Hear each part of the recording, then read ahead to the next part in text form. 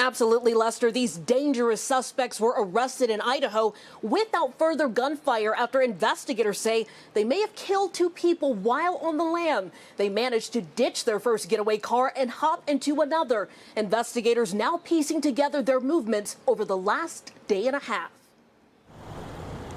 Tonight, escaped inmate Skylar Meade and accomplice Umphenour arrested after a vehicle pursuit with police, nearly 36 hours after their brazen shooting ambush on corrections officers outside a Boise, Idaho hospital. Investigators say the men may now be tied to 2 homicides during their time on the run. We did find the shackles at the scene of one of the homicides. The motive and why they did what they did, I don't know.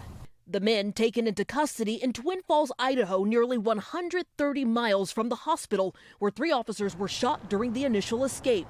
Station continuing had a driver who was the shooter. Authorities say both men are members of the white supremacist gang Aryan Knights. According to the DOJ, the Aryan Knights was formed in the mid-1990s in the Idaho prison system. They often use initials AK to identify themselves, similar to the tattoos on Meade's stomach. The gang has also used violence to target inmates of color. I mean, the fact that they did basically a movie type shootout to free him from prison is just really bold.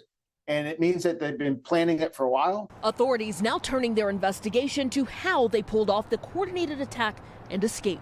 With near certainty, this was not an accident. This was a planned event, and we're channeling every resource we have into trying to understand exactly how they went about planning it. A sophisticated criminal plot coming to an end with these jailhouse friends heading back behind bars. Dana Griffin, NBC News. Thanks for watching. Stay updated about breaking news and top stories on the NBC News app or follow us on social media.